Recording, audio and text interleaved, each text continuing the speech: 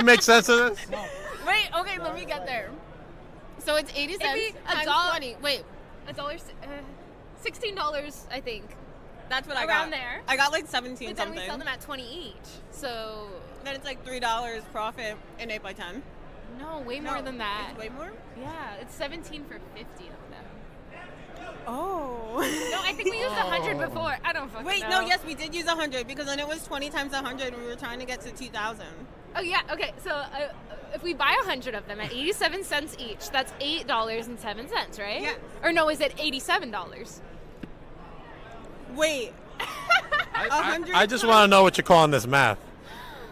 100 Steiner times math. 8, it's $87. Right. Yes. I don't know. Get a calculator. That's what. All right, we'll get a calculator, everybody. All right, bye. All right, I'm hanging out with my pal Tommy Rant right here. What's up? Now, I heard a little rumor from Strictly Business, Brandon Beretta, that you snore. What? That's what he told me. First off, if that bus is paying attention to me while I'm sleeping, that ain't strictly business. That's strictly weird. That is kind of weird, right? I ain't about that. Where'd you hear that from him? Her? From him. Her. Yeah. Listen, Buster. Listen, Chooch. You got my number. You know the time. Slime time. Careful, Brandon Beretta is really good at suplexing big fat asses, so he might get you back, but you've been losing weight, so You look great. Yeah. I guess so. All right, thank you, Tommy Rant, and Slimeball Sage over there. You're insulting me on social media. I am insulting you because you're coming for the best. You're coming for the best. I'm coming for the Yeah. best? Who's Yeah. the best? I'm the best in this building. I don't know if you know She's this. unstoppable. She's pretty stoppable. I kind of stopped her real quick. She couldn't even make it to the ring. Because you tied her up. I didn't tie her up. She You was tied her up. fine. No, I didn't. I covered her mouth and I beat the tied her up. shit out of her, and I'm You going to tied do it to you if you don't get out of my face. Right, Papa Nick? That's right, that's right. He's got a wicked bag. I would leave if I were you.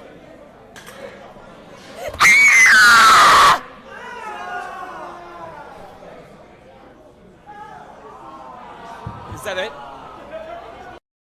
Trained me, shown me guidance are on these walls, and it feels bizarre and surreal to be joining. Top, the hottest guys. He's broke. He's got more bling than my pickup.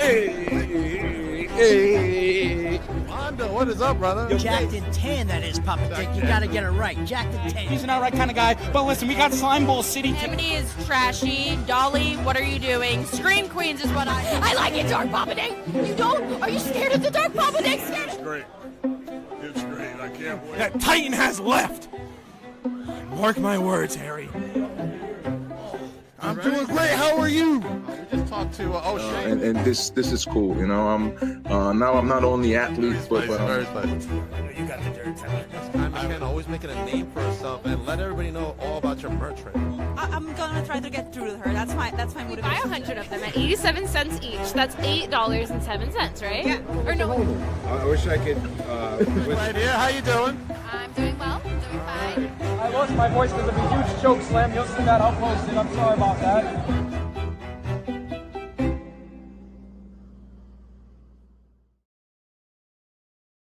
Welcome to Beyond the Barricade. I'm your host, Papa Dank, and today I have a very, very special guest all the way from down south, from, up here, up north, where I'm from. Let me bring to you the one and only, the Kang superstar, Johnny Dotson. What's going on, man? I'm so glad to be here. And you should be glad that I'm here too. I I am very glad to be here. I am very glad to be here with you. 100%. We already got a comment. Let's see how this goes. Oh, Angel is curious to see what's going on tonight. Well, they know whenever the Kang superstar Johnny Dotson come on any kind of show, it's unpredictable. It's unpredictable. I heard that. I heard that. All right. Well, let's start off with some stuff you got going on first. You have going on February 22nd, ICW Inhumane Championship Wrestling. Tell me what's going on here, Kang. Well, this will be my first time going to Inhumane because everybody know that I am the absolute best wrestler around these parts. I'm the best wrestler pound for pound, ounce for ounce in the business. Been doing it almost 30 years, and these young guys still can't keep up with me. So they call me, want me to come and get in some kind of tournament, and more than likely, everybody know that I'm gonna win it. So I'll be in Inhumane Championship Wrestling on February the 22nd. That is awesome. Also in attendance, the one and only Fuego del Sol. All right. And then of course, we have at Bluff City Wrestling, which we'll go into a little bit later, your connection. We have Winter Showdown happening. Tell me what's going on this Saturday, That's the in 15th. Somerville, Tennessee. Bluff City was normally stationed in Memphis, but Memphis is so oversaturated with wrestling, we decided to go like 30 miles down the road in Somerville, Tennessee. So we'll be there on February the 15th. Awesome. Make sure everybody gets their tickets for this event going on. And then, of course, we have the United Wrestling Alliance right there on Friday, March 14th. Homecoming. Tell me what's going on here, and what is the UWA? UWA is a bunch of wrestling organizations in the South that came together to create one organization together. That's why you got Bluff City, you got American Hostile, you got Crossroads. All of us come together, we work together, and that's what wrestling is about, to see who's the best, who's the baddest, and who's the toughest. So we just bring everybody together and let them duke it out. The reason why I say it's homecoming is because most of the guys from this area started off in Corinth, Mississippi. That's why most of us got our start. We cut our teeth there, and that'll be the first time that we've been back there. So we're going there on March the 14th. That should be an extremely big show. Awesome. That is awesome that everybody gets together and does this kind of show. More companies should do this 100%. And for only $10, it's a steal. Yes. It's $30 up here in New York. Really? Yes. Oh, wow. $30 to get in. It's crazy up here in the Northeast. All right. Let's tell everybody how you fell in love with professional wrestling. Well, in Memphis, everybody watched wrestling on Saturday mornings. Jerry Lawler, Bill Dundee, the Fabulous Ones, the Rock and Roll Express. Everybody watched it. Memphis is the wrestling capital of the world. So I was over my grandmother's when I was a little boy, and she's watched it every Saturday morning. I fell in love with it and said, this is what I want to do. I want to do this. And so I started out boxing in Covington, Tennessee. And I met Bill Superstar Dundee, a Memphis legend.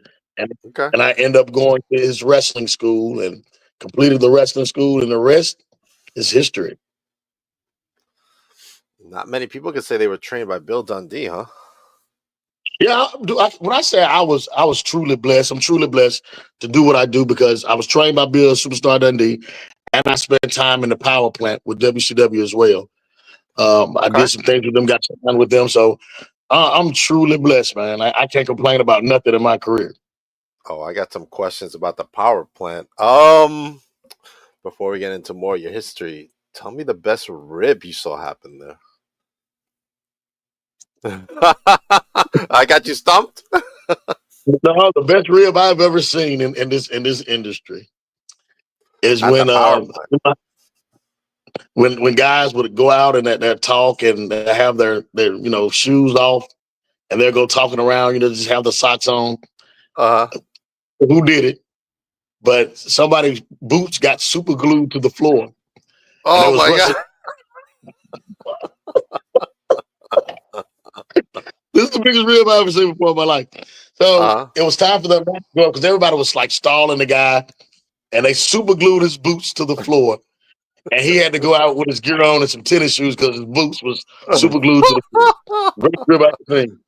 That is a great story. And tell me the best thing you learned coming out of the power plant training there. In Memphis, I was looked at as one of the top guys around here for a while. I only weighed about 160 pounds, right? So at that particular time, nobody was doing all the high flying stuff you see now here in Memphis. Memphis was punch kick, if you know Memphis, it's really a brawling thing. So I was able to do all the acrobatic and all the lucha libre style of wrestling. So it made me feel like, well, hey, I'm really good. Until I went up there to the power plant and I met a guy by the name of Elix Skipper, a guy that's like 6'9", jacked, shredded to the max, Yeah. and could do everything that I could do. And I Right. looked at myself, I said, well, I really ain't nothing then, you know. 'Cause that's a real eye opener when you begin to go work people who's bigger than you and better than you. That was a real major eye opening experience for me. That's awesome. Great story. We got a question from Mr. Robert Fulton, coming from Delaware. What do you think of Dustin Starr, Memphis Wrestling, Mr. Dotson? I knew somebody was gonna come.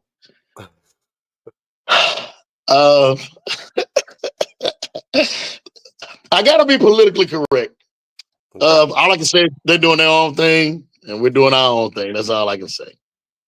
I know everybody probably know there's heat there, but you know. I don't know. I was just looking at the question. I had no idea there was any heat over there. Oh yeah, it's Okay. heat over there. Okay. Not on my opinion. Right. 100%. I guess, when you're in the business, they're going to be heat with someone somewhere. Right. Because Always. even me as a podcast, I got heat with people. With other podcasters, more than likely, right? I just do podcasting. Yeah, not even some of the wrestlers. I don't know. Oh wow. Yeah. I'll tell you some stories later. All right, let's go into your first professional match. Who was it against, and what were your thoughts during your first professional match in front of a crowd? My first professional match was against a guy named Mr. Bojangles. Mr. Bojangles. It was in Corinth, yeah, at the American Legion building in Corinth. They really didn't smarten me up much to a lot of things. I pretty much just got beat up for the most part. No. I had to pay those dues, man. Right. I messed up a few things, and I paid the price for it. That's how it went.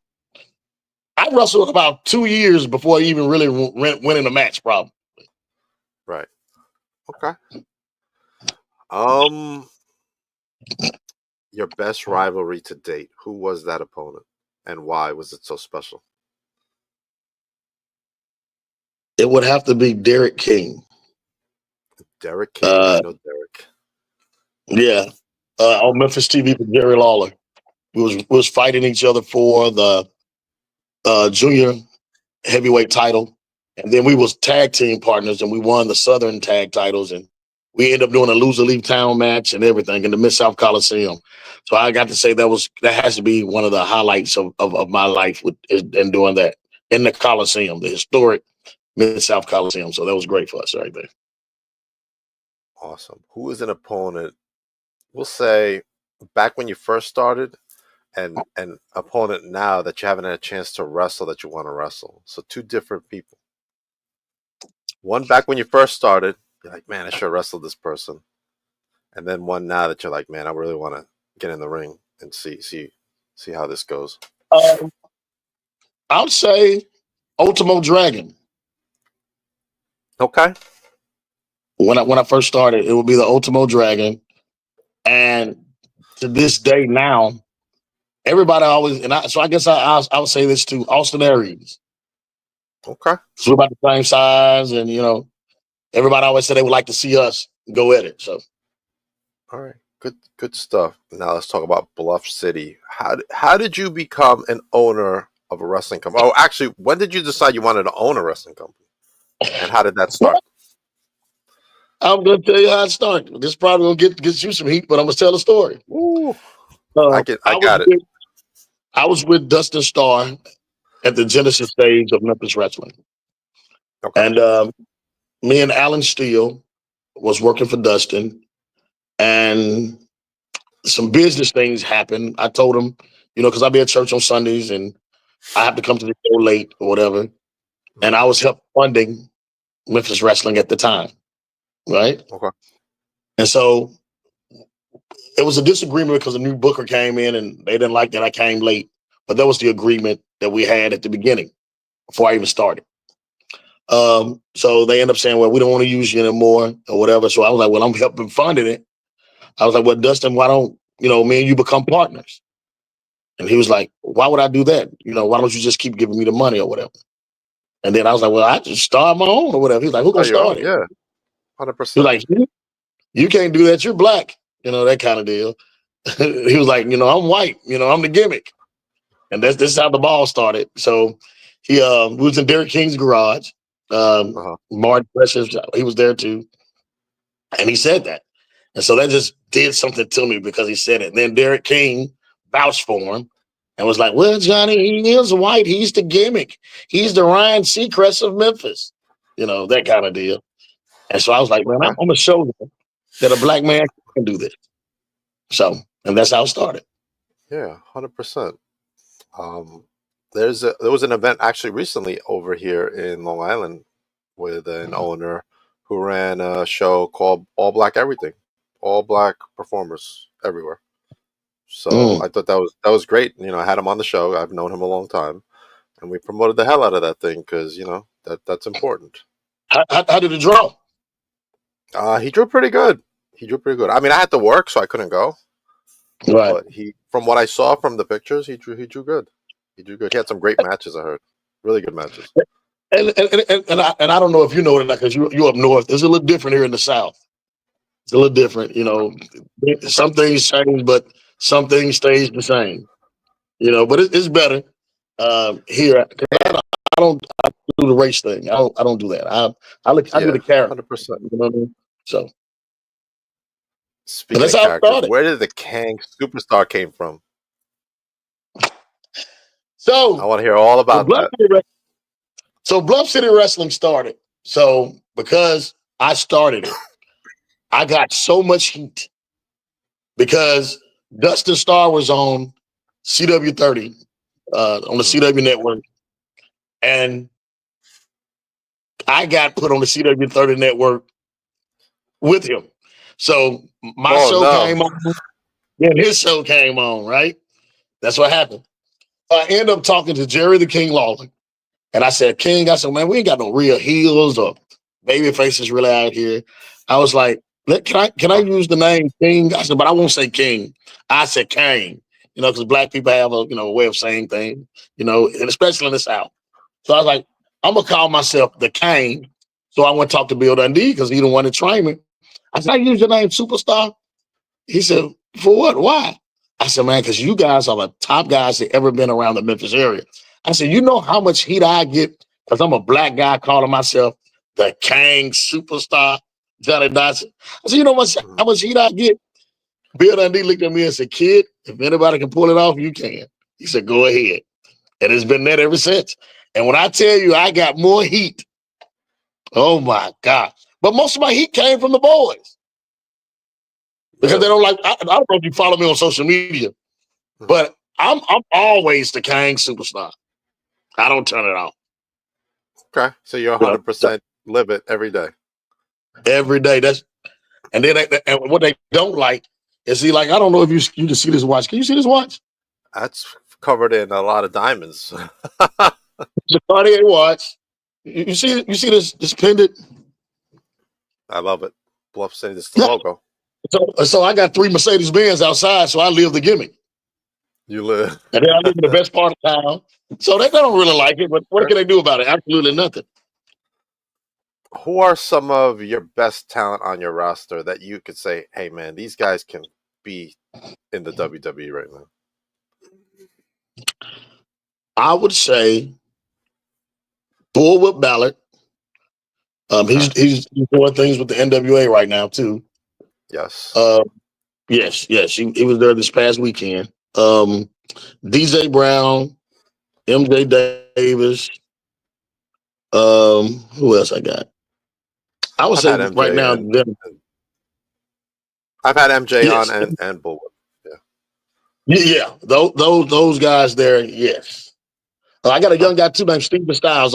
I'm very fond of him as well. He reminds me a lot of myself because he's small. He's a smaller guy. When you're young, your metabolism's so high. He's just got to eat, get in the gym, and get bigger. He got a ton of potential. Okay. What is the best advice you give to people that work for you at the shows? The best advice I give for them to get better? Yeah. Learn the fundamentals. You got to know the fundamentals because the first thing to leave with any athlete is the athleticism. Your fundamentals can take you where your athleticism cannot. Because after a while, it's going to leave. That's why I tell everybody to watch LeBron James. Excuse me. He's not as athletic as he used to be, but he knows the fundamentals, and his basketball IQ is on 1,000. So if you learn the fundamentals, that's how you continue to have a long, successful career if you learn the fundamentals. Because if you go to WWE and have a tryout, they don't want to see you flying. They want to see you the fundamentals. Yeah. Okay. Good stuff. Now that we're bringing WWE, what do you think of the WWID program? I don't know much about it. I have been talking to Mr. Gay supposedly. I've been talking to him. I don't know much about it, but I think it's a good thing for the indie guys to try to strive for, because we didn't have that when I broke into business. You know what I mean? The only way that you got an opportunity, somebody that was already there had to bring your name up and get you in and ask Johnny Ace or Terry Taylor to take a look at you.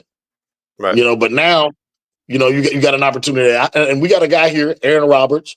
He's a WWID prospect. He works for Memphis Wrestling, Dotson. And I think he's well deserving. A lot of people, you know, you're gonna have your naysayers, you're gonna have your haters. But like I told them, they was like, what's special about him? He's a legit 300-pounder. Not a bad looking kid, super agile to be that size. So, you know, he is the thing that sets apart around here. He stands out. So you got to take your hats off to him for it. You know what I mean? Right. I know a couple that are in the ID program and well deserved as well. I don't know what they get paid though. I heard that they don't really get paid much. They don't. I think I don't know the specifics. I know they get some financial support. I guess it's to help them do the traveling and all that, so they can do promotions. Right. And then they're allowed to use any WWE facility to train. Good. Whether it be at the Performance Center or some of the schools like Reality of Wrestling that are part of the program. And all that good stuff. Right. Yeah. And I know they're going to be using them in the new Evolve that's coming out on Tubi. Yeah, I saw that. And that's a good look, especially to get them to adapt to that kind of system. Right. Because when you work in indies, sometimes you'll pick up bad indie habits. And I think that's the thing to help them break those indie habits. Right. So they're going to use the ID people on that and some of the NXT people they signed that you don't see on TV. You know, because there's a lot of NXT people you don't see on TV. Right. And that was the thing that I was telling a lot of the young guys as well. When we broke into business, if WWE wanted you or WCW wanted you, it wasn't, you know, an ID deal. They was just going to get you.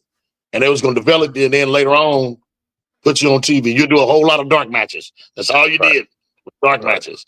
I mean, but I think this is a good thing for the young people, and to give them something to strive for. Right. Good stuff. Good conversation we got going on. Robert's got another question. He wants to know what you think of Marco Harris. I like Marco Harris. Marco Harris has a ton of upside.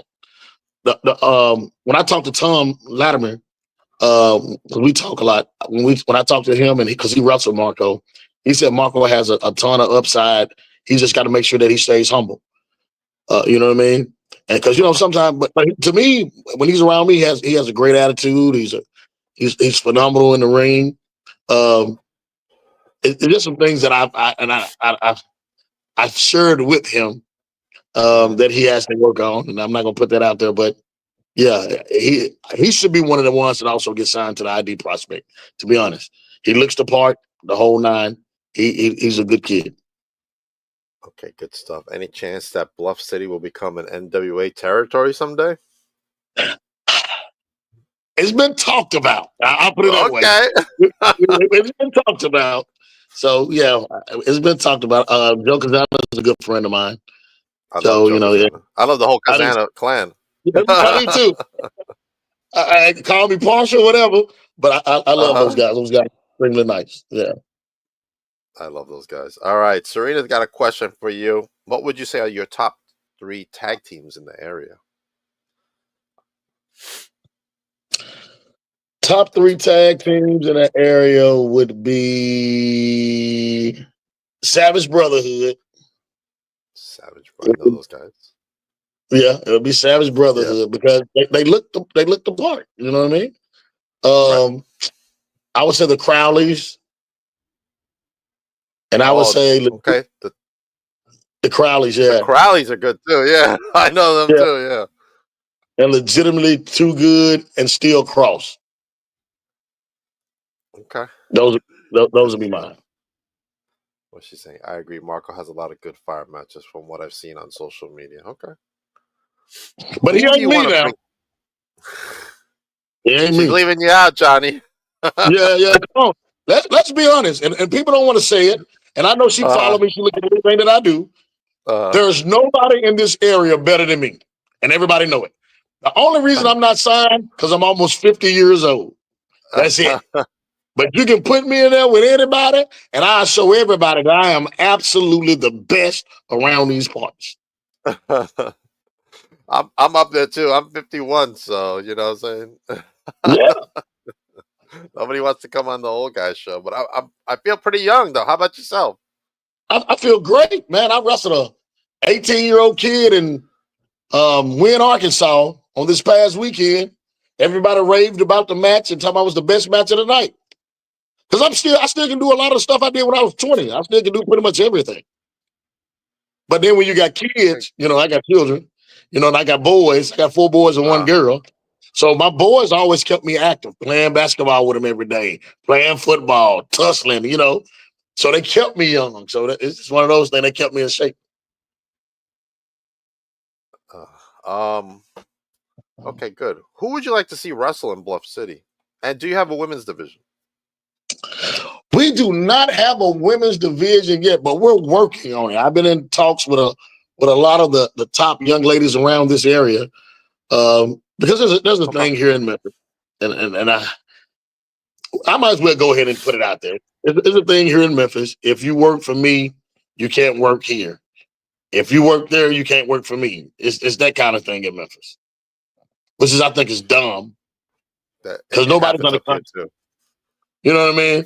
And so if anybody that works for Memphis Wrestling, they can't work on a show. It don't even have to be my show.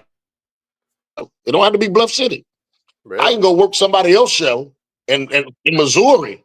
And if Dustin Starr or the people of Memphis Wrestling find out that I'm on that show, they will call the Memphis Wrestling guys and tell them they can't do the show.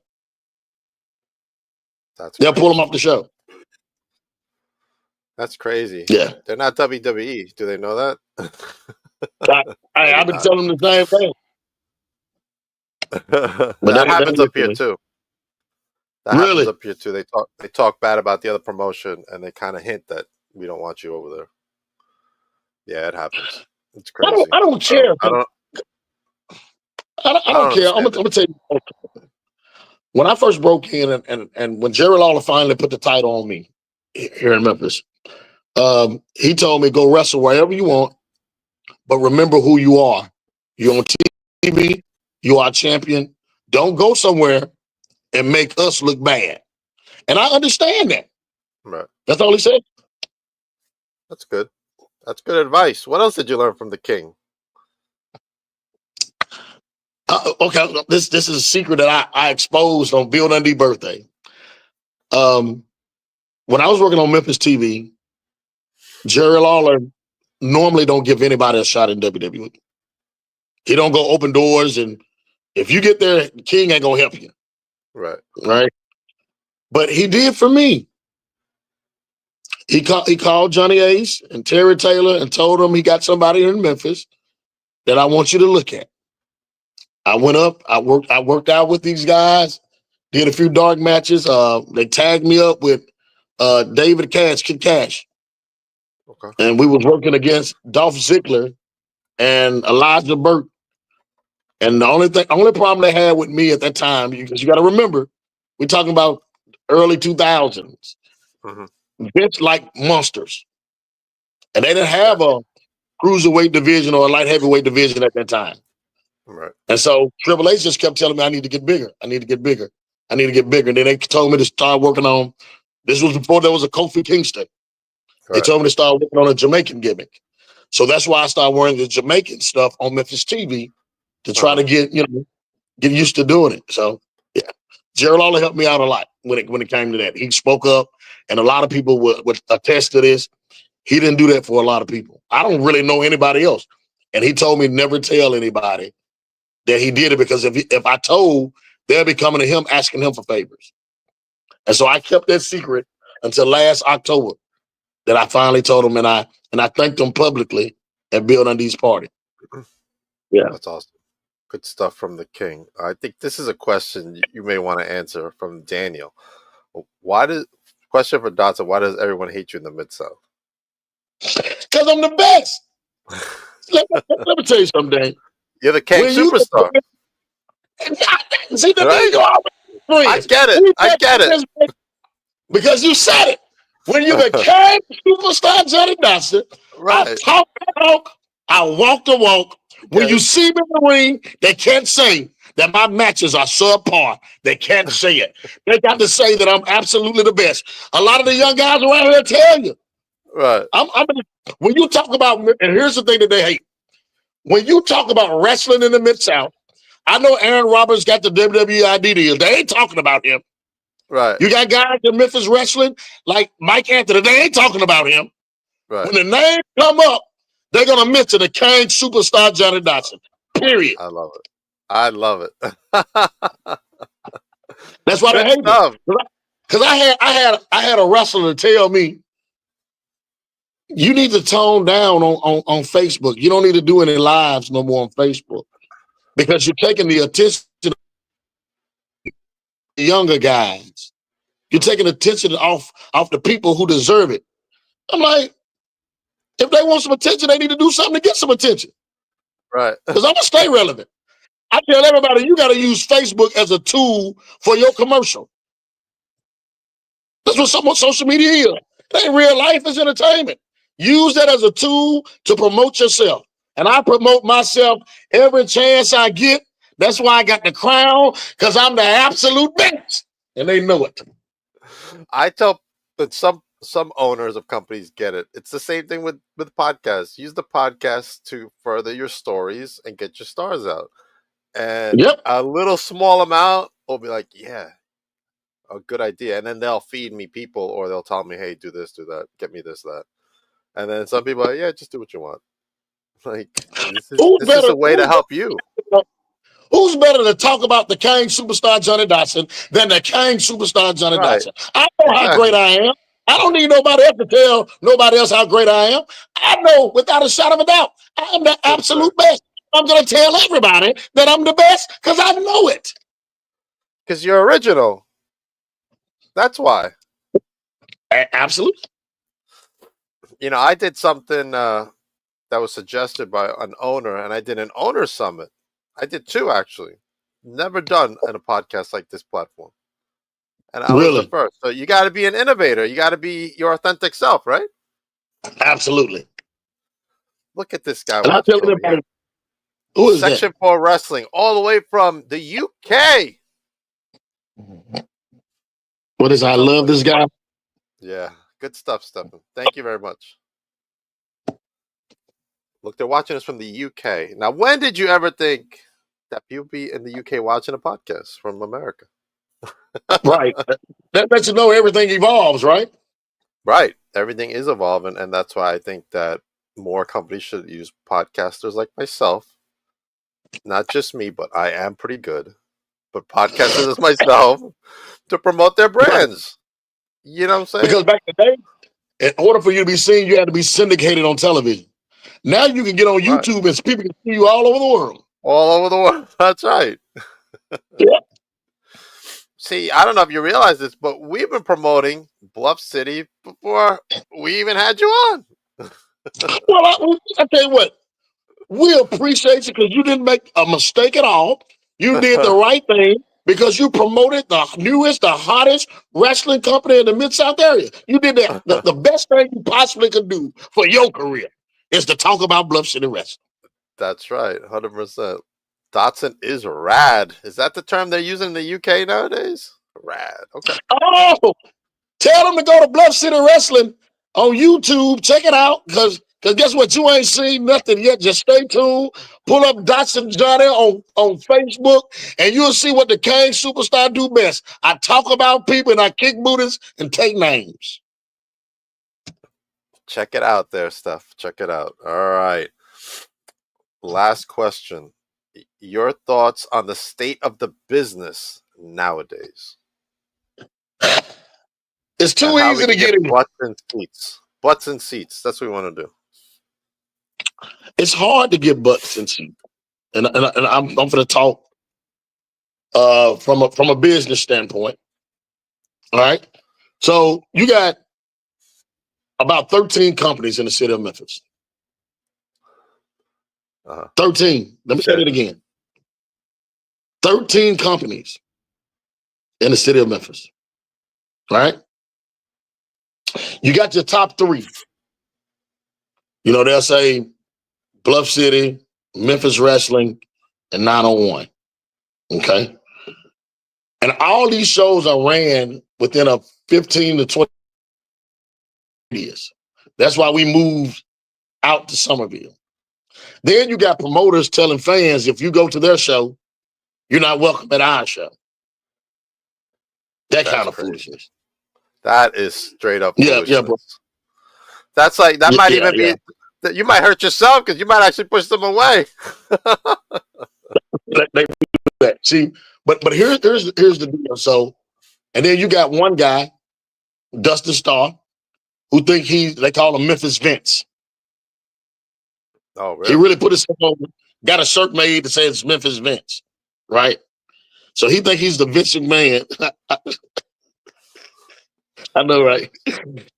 Yeah, right. He called himself the Vince McMahon of Memphis wrestling. You know what I mean? Of wrestling around Memphis. So he'll call promoters to tell you what happened to me. Because everybody know I'm the hottest thing going. That's why you see me on everything, right? So he started calling promoters, telling promoters, well, getting his cronies, his little stooges to do it. To call promoters and tell the promoters not to book me on their shows. That's what's wrong with the state of Memphis wrestling and in this area. And a lot of people was doing it at first because they didn't understand what I was doing on Facebook and how I carry on. It's my gimmick, right? So a lot of people, you know, he was telling people negative things, that people were saying negative things because they don't know me, right? All they see is the character. They just see the gimmick. And so now things are starting to turn. Now I'm booked everywhere. Now I'm in the locker room with a lot of these young guys, and they can see the difference between me and him. Oh, okay. And the gimmick. Right. Everybody thought I was the villain, but I'm really not the villain. I'm actually the babyface. Okay. So things are starting to turn. But and so we look at numbers, and here's the crazy part about it. Like they get about 5,000 views on YouTube. We get about 5,000 views on YouTube. But he'll draw about 125 people. We'll draw about 50 or 60 people, right? So, and all that was in Memphis, right? So that's why when we moved to Somerville, and here's the crazy about Somerville. There was an outlaw show about 20 years ago that they ran in Somerville, and they killed the chief of police in the ring. Some crazy guy who wasn't trained, power drive the chief of police, and he died like 2 weeks later. Oh my God. So I had to go and have a meeting with the mayor of Fayette County. Oh, right? For the whole county. They put a ban on professional wrestling in the whole county. And there's like 10 towns in that county. They put a ban, no professional wrestling, because everybody loved the chief. So I had to go have a meeting with the mayor because I went to school there and I grew up there. And I'm a professional wrestler. And they finally lifted the ban, but it still left a bad taste in a lot of people's mouths. So I'm just trying now to change the narrative and the stigma that's on professional wrestling in Fayette County. So it's a building process, but I don't think it's impossible. I think it's so because I got now a couple of mayors from the other towns also helping us to push it and the school system. So I think it's going to work out. That's terrible that happened. Oh my God. Well, I wish you much success in that, Mr. Dotson, and thank you for coming on the podcast. It was a real pleasure talking to you tonight. Well, man, I enjoyed it. I'll send you a bill here later on. I send you a nice little invoice. How much you got to pay the King Superstar Johnny Dotson? Because you know what? I just made your ratings go through the roof. There's no money in podcasts. No money, money. unless you're Chris Van Vliet, then there's money. Well, just mail me some of the pictures or something you got off the wall. That'll take care of it. But Oh, my I want you to figs. go ahead and tell everybody. What is that? My figures. They're figures. Of you? No, wrestling figures. Oh, well, I need to send you one. I need to send you one so you can put me. I'm gonna send you a big one to make sure it just block out everything. Okay, I'll put you back in. Well, I need you to make sure you let everybody know that you talk to the carrying superstar, Johnny Dotson, right here on your show. And I'm the absolute best wrestling pound for pound, ounce for ounce in the business. Bluff City Wrestling. Stay tuned. Stay tuned. There's going to be some big things coming. I don't want to say it now, but just stay tuned. Because we let working on let everybody know where they can follow you and Bluff City. You can follow Bluff City Wrestling at Bluff City Wrestling Promotion on Facebook. You can follow Bluff City Wrestling at Bluff City Wrestling on YouTube. You can follow me, the King Superstar, Johnny Dotson, right on Facebook at Dotson Johnny. And it's also the same thing on Instagram, just Dotson Johnny. And trust me, all this handsome is going to pop up and you're going to know you're in the right place. All right, good stuff indeed. All right, as for me, tomorrow night, I have my first guest for Psycho Month, the one and only Papa Don, coming from NYWC. Papa Don will be with me tomorrow night, as well as from the Carolinas, Mr. Allen Angels. Mr. Angels will be on tomorrow night. Then Friday will be Ruby Devlin returning to the podcast as well. Woo, a lot of stuff going on the 22nd of February. We got Psycho Circus coming up for NYWC. Make sure you get your tickets now. My latest vlog from NYWC actually will be out tomorrow.